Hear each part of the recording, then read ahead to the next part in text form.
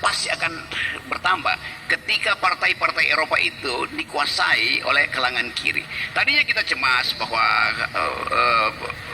golongan kanan, rasisme di Eropa meningkat, tetapi ada rasionalitas yang menganggap bahwa Eropa itu udah cukup mengalami beban ideologi itu.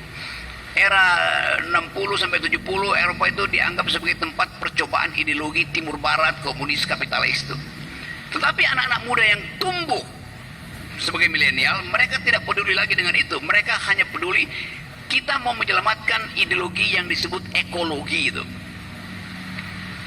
Kalau misalnya saya bercakap-cakap dengan mereka tuh, mereka tahu bahwa bagus Indonesia menjalankan hilirisasi, energinya memang bersih pada akhirnya karena smelter segala macam. Hilirnya bagus, tapi problemnya bukan di hilir tapi di hulu. Kalau cuma ada 4 pemain besar di industri nikel, industri batu bara, itu artinya tidak ada kompetisi yang setara. Jadi bersih di hulu outputnya, tapi proses penguasaan sumber daya itu secara politis tidak dihasilkan secara demokratis. Jadi kotor secara politik di hulu, bersih di hilir. Kan itu masalahnya tuh. Nah, bagi anak-anak muda di Eropa menganggap bahwa misalnya mereka doyan ngopi itu, lalu saya bilang ya ada kopi gayo enak di Aceh itu. Mereka tanya, ya kami tahu juga kopi gayo. Tetapi sekarang problemnya kopi gayo yang sedang dikonsumsi hari itu datang dari bukit nomor berapa di pegunungan Aceh, datang dari koordinat berapa, sebutin koordinatnya, mereka Google. Oh iya, ini kopi enak, tetapi 2 bulan lalu itu masih hutan. Kenapa sekarang jadi kebun kopi? Artinya ada penggundulan. Dengan mudah orang tahu itu. Jadi kalau kita bilang Indonesia tutupan hijaunya bertambah, memang tutupan hijau Indonesia bertambah dilihat dari atas tuh. Tapi hijau apa? Hijau monokultur. Bertambah hijau karena sawah, itu bukan diversitas.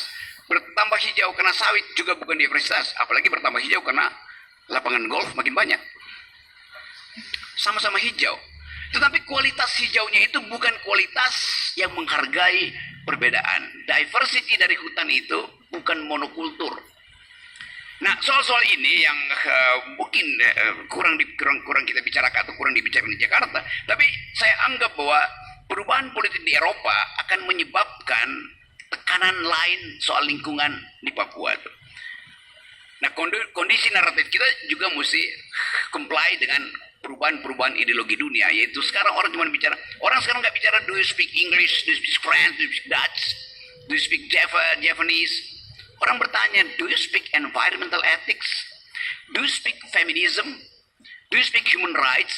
Nah, grammar ini grammar yang ada pada anak-anak muda, itu intinya.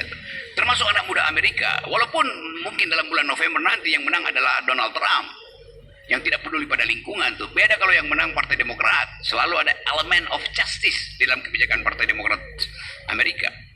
Tapi bagi Partai Republikan, kalau Donald Trump menang dia nggak peduli itu. Yang penting jumlah uang beredar bisa dia kendalikan sebagai pengandut monetaris gitu. Jadi sekali lagi saya mau tempatkan itu dalam konteks yang lebih luas. Tentu saya tahu bahwa kita mungkin akan disiksa oleh wacana-wacana internasional dan menganggap bahwa internasional itu mengintervensi kita. Tidak. Yang mengintervensi kita adalah kedunguan kebijakan Jakarta, itu soalnya. Yang tidak mau lihat bahwa problem Papua ada bagian integral dari problem planet.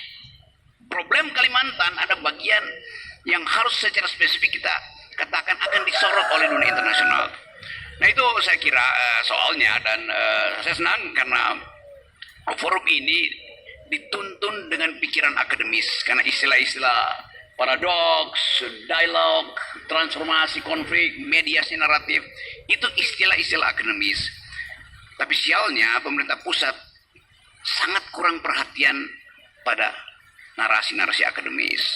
Penyelesaian selalu penyelesaian teknokratik, dan berbahaya kalau satu penyelesaian teknokratik tidak memahami kondisi ekologis dari Papua. Terima kasih.